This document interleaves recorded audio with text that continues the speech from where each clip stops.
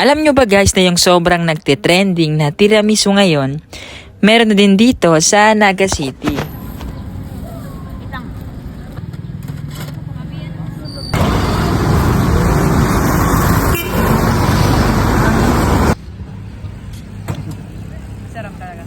Nakita nga namin ito dito lang sa tapat ng church ng Magaraw. Tabi lang guys ng kalsada. Pero ngayon guys, according sa post nila ay may bago na silang location. Located na sila ngayon sa Naga City, Magsaysay Bigfoot, beside Petron. And every Saturday and Sunday lang sila nagtitinda.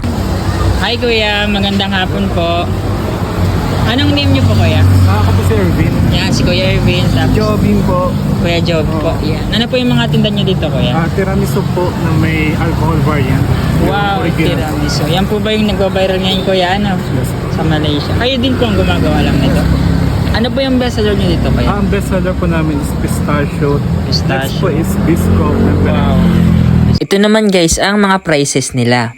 May 160 and 180 po. Yung mga fruity po, 160. And yung original po na may alcohol, 160 po. Then the rest po yung pistachio Ferrero Bisco, 180 po. Hi guys, magandang hapon. Nandito tayo ngayon sa Magaraw. Sa tapat lang guys ng church. And titikman natin itong tiramisu na Damiso Spot. At ito guys, yung isa sa bestseller nila, yung Bisco. For only 180 pesos guys. Kung makikita nyo guys ay makapal at malaki naman yung paka-slice niya, kaya sulit naman yung 180 pesos mo dito. At hindi lang yun, talagang quality at masarap ang kanilang tiramisu. First bite.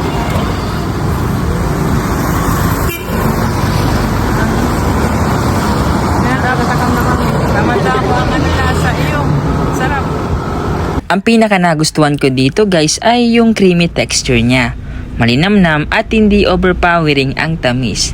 Talagang saktong-sakto lang. At hindi siya nakakaumay kaya talagang mapaparami ka ng kain. Sobrang sarap nito guys, promise.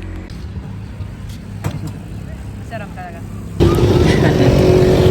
Kaya gusto ko sila balik-balikan everyday. So yun guys, sa mga gustong tikman itong tiramisu ng Damiso Spot, punta na lang kayo guys dito sa Naga City, Magsaysay Bigfoot, beside Petron.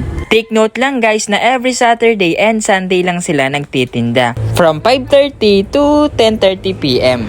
For more info guys, message nyo na lang ang kanilang FB page. Search nyo lang Damiso Spot. Maraming salamat guys sa panonood. Patagos lang kita sa buhay. Ingat palagi and God bless.